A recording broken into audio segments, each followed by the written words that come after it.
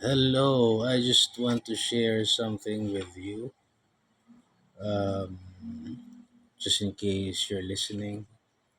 There's this woman who is a lawyer now, and I happen to know her history, her academic history.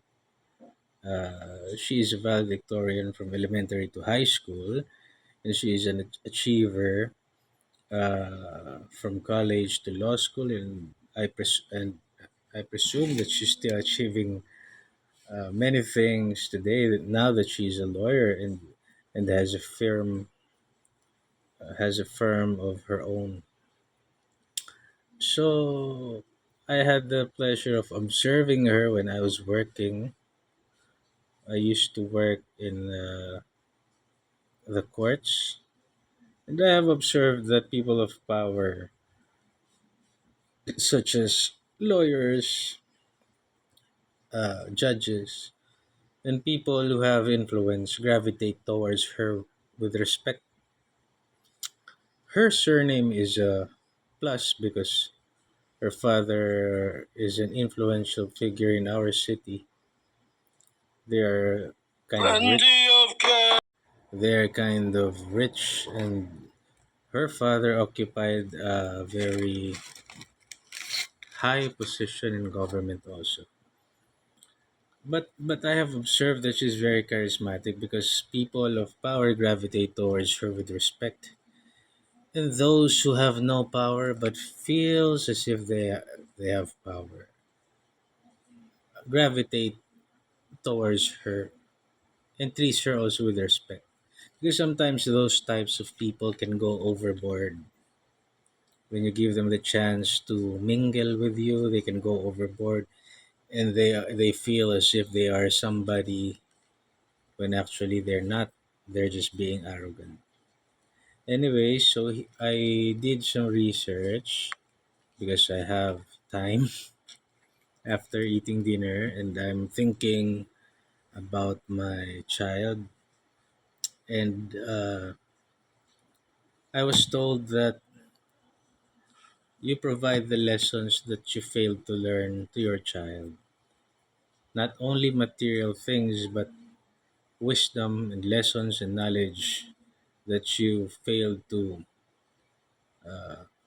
acquire or you failed to put into practice.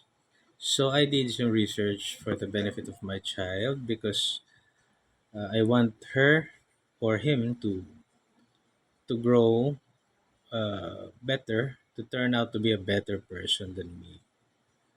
Okay, that's what parents actually aspire for their children. Okay, so here are some of the strategies that would make a person likable. Okay, so number one is to practice active listening. According to this article, the author discovered the fundamental truth. To earn both likability and respect, listening is the key. Active listening goes beyond just hearing words. It's about truly grasping thoughts, feelings, and perspectives. Everyone has a unique story, and when you actively listen and ask relevant questions, you show respect for their voice and perspective.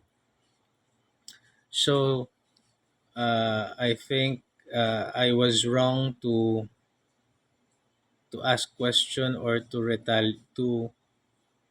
uh, to speak just to react, just for the sake of reacting or just for the sake of opposing. I think that is my weakness. That is my fundamental flaw.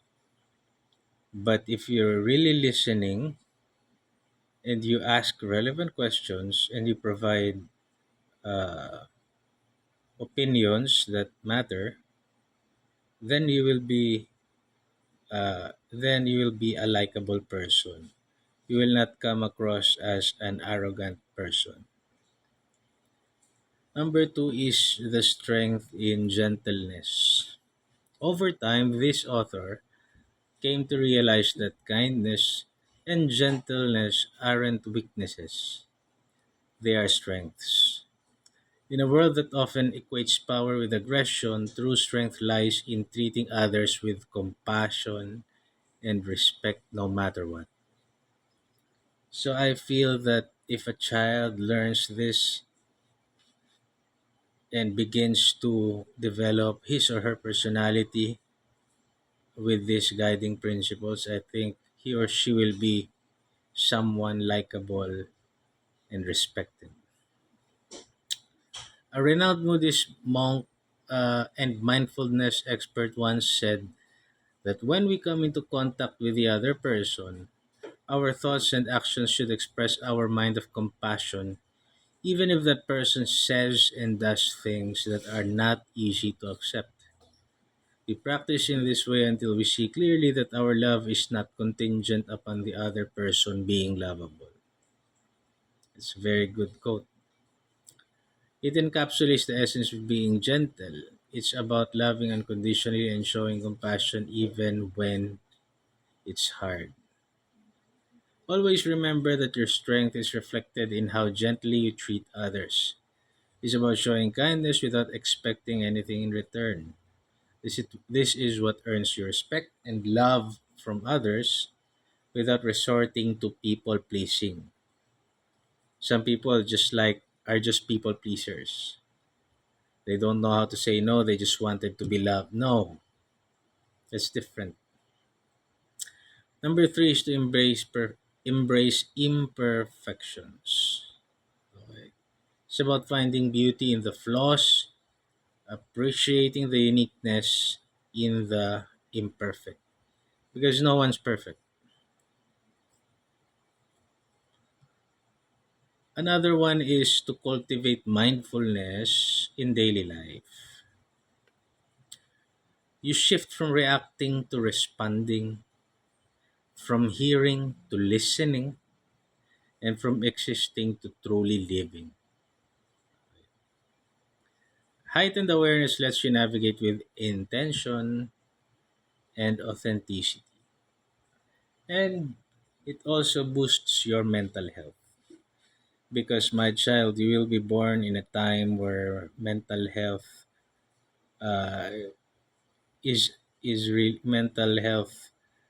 is already an issue. I was not born into that. I just became an adult uh, and just learned about it. Okay. Number 5 is to live with maximum impact and minimum ego. I used to have a humongous ego, but with zero impact. So it is essential to just to make a difference in wherever you are, a positive difference, and living with minimum ego.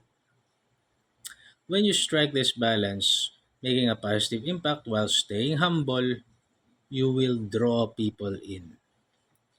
Number 6, practice non-judgment. It's about embracing experiences, feelings, and thoughts without slapping labels like good or bad on them. When you practice non-judgment, you create a haven of authenticity. And in return, folks feel at ease around you. Number 7 is to cultivate an attitude of gratitude. Because when we practice gratitude, we shift our focus from scarcity to abundance. Okay, so the universe will provide you with everything you need and want when you are at the state of being gratitude. You're just thankful for your blessings. Number 8, you just embrace silence. There are things that you don't share with others, especially dirty linen and your plans. And just in general, just be very respectful to everyone. Treat everyone with respect. Value their dignity as a human person. And learn to be capable of defending yourself. Because you cannot be a good person if you are incapable. If you're weak, you can never be a good person. So be strong and God bless you.